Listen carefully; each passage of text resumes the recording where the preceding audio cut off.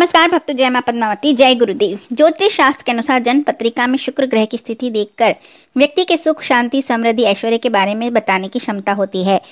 शुक्र ग्रह व्यक्ति को धन, ऐश्वर्य, आराम, सुंदर जीवन साथी की प्राप्ति कराता है। शुक्र ग्रह के साथ अन्य ग्रहों की स्थिति का भी महत्वपूर्ण स्थान होता है। रोमन संस्कृति में शुक्र को सौंदर्य रूप की देवी वीनस मानते हैं। भारतीय संस्कृति में आचार्य शुक्र को कामदेव का लघु स्वरूप कहा जाता है। जन्म पत्री में शुक्र की स्थिति से व्यक्ति के प्रेम आदि इच्छा के बारे में पता चलता है, क्योंकि यह प्रेम का प्रतीक ग्रह है। कुंडली में चंद्रमा व्यक्ति को गोरा रंग प्रदान करता है और शुक्र आकर्षक बनाता है। अगर किसी व्यक्ति की कुंडली में शुक्र पाप ग्रहों के प्रभाव से विकृत हो गया है तो उसकी नकारात्मक असर उसके ग्रह जीवन पर भी पड़ता है। काल पुरुष की परिकल्पना में सूर्य को व्यक्ति की आत्मा का प्रतीक माना गया है, चंद्रमा को व्यक्ति का मन, मंगल शक्ति, बुद्धि का बुध, शनि दुख, गुरु ज्ञान और इसी प्रकार शुक्र काल पुरुष का काम माना गया है। शुक्र सर्वाधिक लोकप्रिय इसलिए है कि शुक्र पूर्णतः सांसारिक ग्रह है। यदि व्यक्ति आकर्षक बनना चाहता है तो काले धतूरे के पत्तों का रस निकाले, उसमें गोरोचन मिलाए, फिर तरल घोल बना ले। उसके बाद उसमें श्वेत कनेर की कलम से भोजपत्र पर जिसका आकर्षण करना हो उसका नाम लिखे। उसके चारों ओर ओम नमः आदि पुरुषाय अमुक कस्याकर्षणम कुरु कुरु स्वाहा मंत्र लिख दे। फिर उसको खैर की लकड़ी से प्रज्वलित अग्नि में तपाए। इससे जिसके लिए प्रयोग किया गया है, यदि वह 100 योजन भी दूर होगा तो वह शीघ्र वापस लौट आएगा।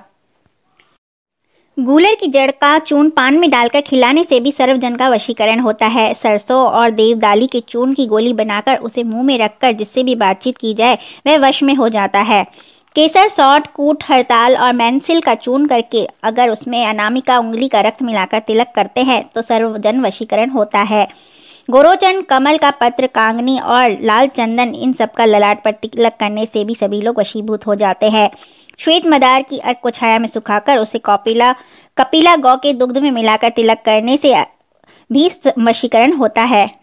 इसके अलावा यदि कोई भूत बाधा से पीड़ित हो तो गाय के गोबर का कंडा लें, जली लकड़ी की राख को पानी से भिगोकर एक लड्डू बनाएं, उसमें 10 पैसे का सिक्का खौंस दें, फिर उस पर काजल रौली की 7 बिंदी लगा दें। उसके बाद लोहे की एक कील उसमें घुसा दें। अब उस लड्डू को अस्वस्थ व्यक्ति के ऊपर से 7 बार उतारकर चुपचाप किसी नजदीक के चौराहे पर रखाएं।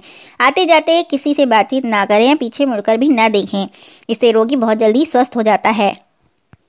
अपनी सुरक्षा और अदृश्य बाधाओं से बचने के लिए हमेशा यह ध्यान रखना चाहिए कि रात्रि में कभी भी दूध या खीर खाकर अकेले घर से बाहर ना निकलें, हमेशा कुल्ला कर ही निकलें।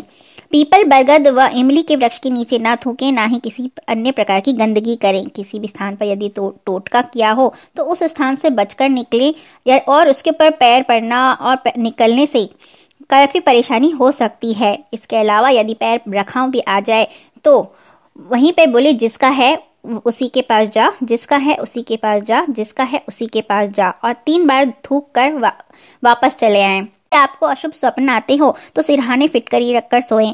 इत्र लगाकर रात्रि के समय बाहर ना निकले, ना ही एकांत में रहें। रुमाल अथवा साड़ी के पल्लू में एक कोने में थोड़ी सी सुगंधित हींग बांधनी चाहिए। उसे दिन में 1 बार अवश्य सूंघें। जब भी किसी कारण से शमशान में जाना पड़े तो बाहर निकलकर नीम की पत्तियां अवश्य चबानी चाहिए। सुरक्षा हेतु मंगलवार के दिन हनुमान जी को चोला चढ़ाना चाहिए तथा उस सिंदूर की बिंदी लगानी चाहिए। जिस भी व्यक्ति के ऊपर ऊपरी बाधा का प्रभाव हो उसको अपने शयन कक्ष में मोर पंख रखना चाहिए कि वह हमेशा उसे दिखते रहें। बरगद की वृक्ष की लटकी हुई जड़ों की गांठ न खोलें। जिस भी स्थान पर तांत्रिक प्रयोग करने के चिन्ह या वस्तु हो उस स्थान से दूर रहें। किसी भी प्रकार से साधु, सन्यासी, तांत्रिक टोटके करने वाले के व्यक्ति से कोई सुपारी, लौंग, इलायची, पान आदि वस्तु खाएं नहीं, ना ही उसका सेवन करें।